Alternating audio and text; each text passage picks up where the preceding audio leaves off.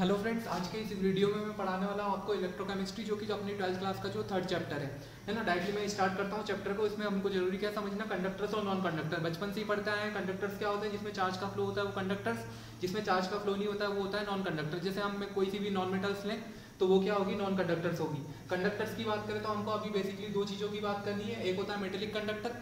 Metallic conductor क्या होता है, जिसमें जो होता है चार्ज का फ्लो होता है। किसके कारण हो रहा है फ्लो, करंट का फ्लो हो रहा है, वो इलेक्ट्रॉन के फ्लो के कारण। तो वैलेंस शेल में जो इलेक्ट्रॉन होंगे उसके कारण जो फ्लो होता है वो मेटेलिक कंडक्टर्स में होता है। लेकिन हमको इस चैप्टर के लिए यहाँ जो समझना जरूरी है वो है इलेक्ट्रोलाइट्स।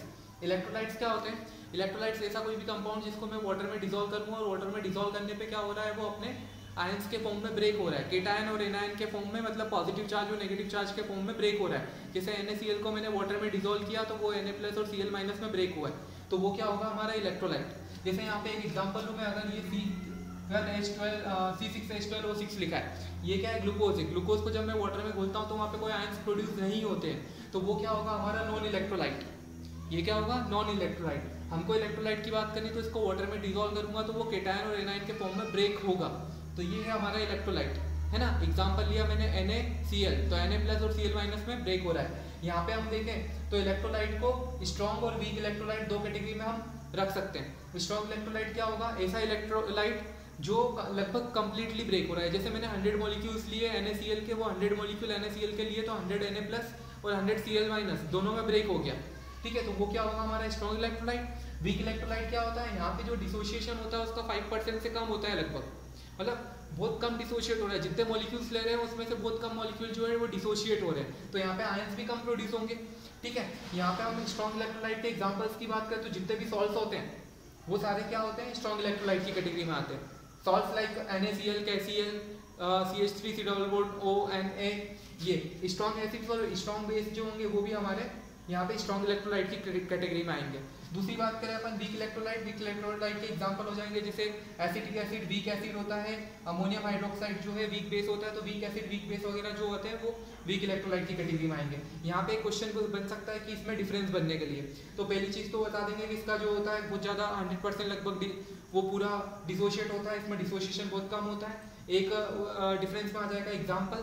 तीसरी बात कि यहाँ पे क्या है, जब ये पूरा डिसोशिएट हो रहा है तो आयंस भी ज़्यादा बनेंगे, और अगर आयंस ज़्यादा बन रहे हैं तो आयंस ज़्यादा बन रहे हैं इसलिए इसकी स्ट्रॉन्ग इलेक्ट्रोलाइट की कंडक्टिविटी भी ज़्यादा होगी। वीक इलेक्ट्रोलाइट की बात करें तो यहाँ पे कम डिसोशिएट हो रहा है तो आयंस कम बनेंगे, इसलिए इसकी कंडक्टिविटी भी क्या होगी, कम होगी।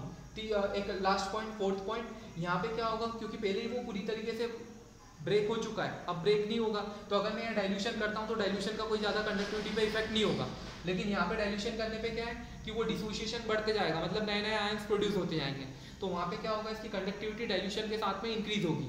लेकिन कभी भी इसकी कंडक्टिविटी वीक इलेक्ट्रोलाइट्स की कंडक्टिविटी स्ट्रॉन्ग इलेक्ट्रोलाइट की कंडक्टिविटी के बराबर नहीं पहुँच पाएगी, ठीक है। अब अगले टॉपिक पे आते हैं।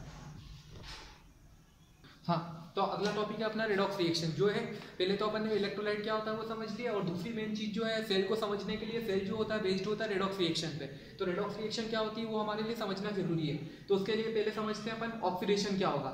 ऑक्सीडेशन क्या होता है, ठीक है, यहाँ पे मैंने लिखा नहीं है, यहाँ पे जो होगा ये होगा रिडक्शन,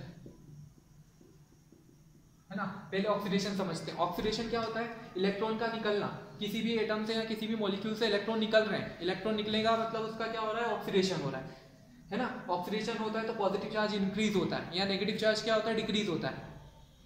तो ऑक्सीडेशन क्या होता है, इलेक्ट्रॉन का निकलना, जबकि रिडक्शन क्या होगा, इलेक्ट्रॉन का जुड़ना। जैसे ये कॉपर +2 था, इससे 2 इलेक्ट्रॉन जुड़ गए तो कॉपर बन गया। पॉजिटिव चार्ज कम होता है, इलेक्ट्रॉन जुड़ेंगे तो पॉजिटिव चार्ज क्या होगा, कम होगा।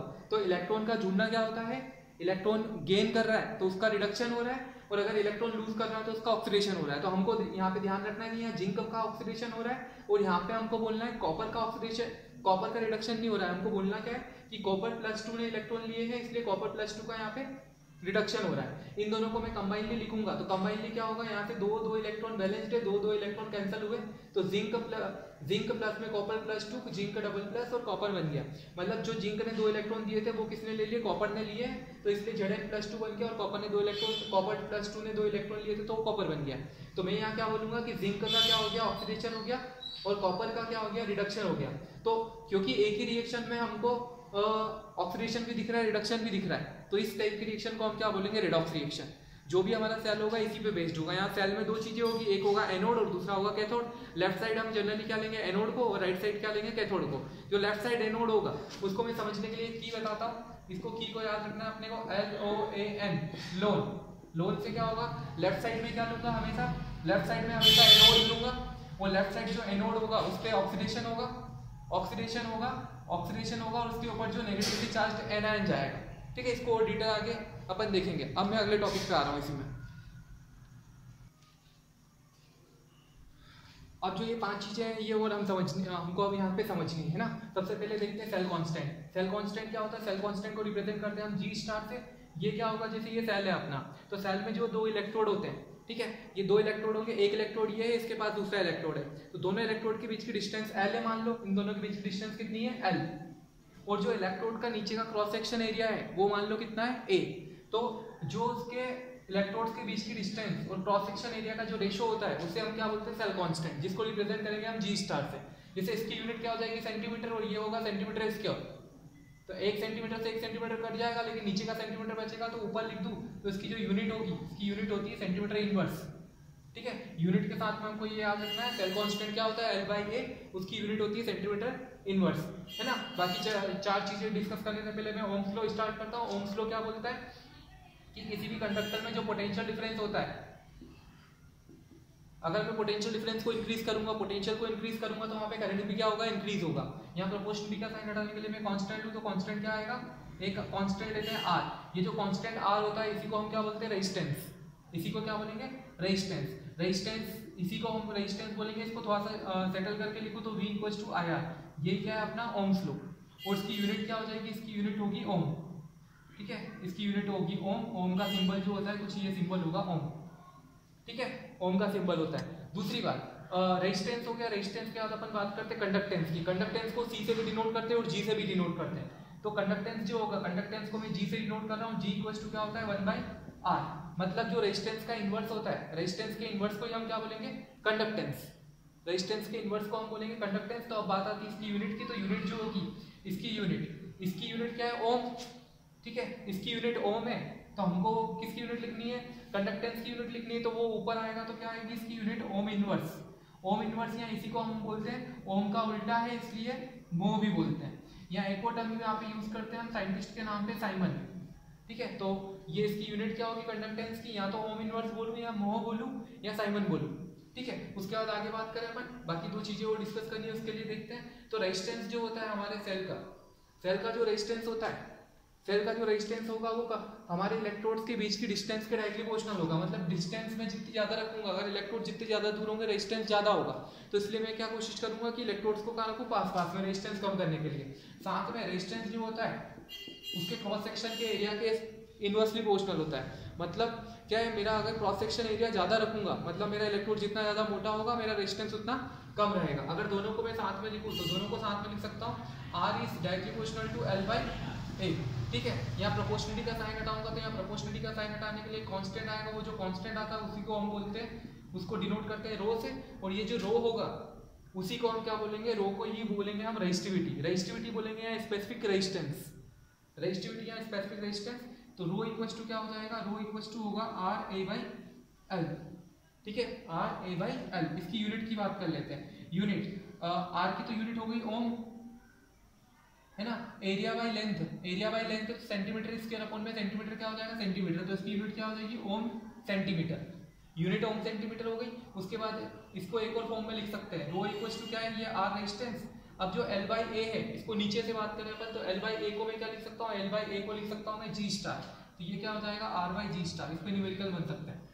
ठीक है, ये क्या होगा, R/G स्टार। अगला जो बचा हुआ है, हाँ, तो ये जो अगला टॉपिक है इसमें क्या है, कंडक्टिविटी है। कंडक्टिविटी को किससे डिनोट करते हैं हम, कप्पा से।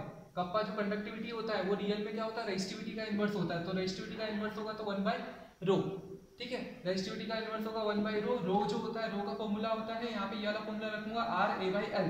तो यहाँ पे इसका उल्टा होगा, तो यहाँ पे आ जाएगा L/RA, है ना। इसको शॉर्ट में ऐसे भी लिख सकता हूँ, ये L/A तो अपना क्या है, सेल कांस्टेंट है। Cell constant G star upon में क्या हो जाएगा, R। तो ये क्या हो जाएगा अपना कप्पा। यहाँ से इसकी यूनिट लिखें तो इसकी यूनिट जस्ट इसकी उल्टी हो जाएगी। इसकी रिवर्स करूंगा यूनिट, तो ओम सेंटीमीटर की यूनिट क्या होगी, ओम इनवर्स और सेंटीमीटर इनवर्स, या फिर ऐसा भी लिख सकता हूँ ओम इनवर्स को मैं मोल लिख दूं और सेंटीमीटर इनवर्स तो ये सही, ठीक है। तो ये वाली चीजें देखी आज अपन ने क्या क्या देख लिया, इलेक्ट्रोलाइट्स क्या होते हैं, उसके अलावा अपन ने देखा कि रेडॉक्स रिएक्शन क्या होगी, उसके बाद हमने ओम्स लॉ देखा, ओम्स लॉ में उससे रिलेटेड 3-4 चीजें देखी है ना। कल में जो है वो इसमें मतलब अगले लेक्चर में जो है किरचॉफ लॉ वगैरह सारी चीजें डिस्कस करेंगे, उसके लिए मोलर कंडक्टिविटी, इक्विवेलेंट कंडक्टिविटी सारी पता होनी चाहिए आपको। अगर आगे भी पढ़ना है तो इसको चैनल को सब्सक्राइब करें और लाइक करें। Thank you.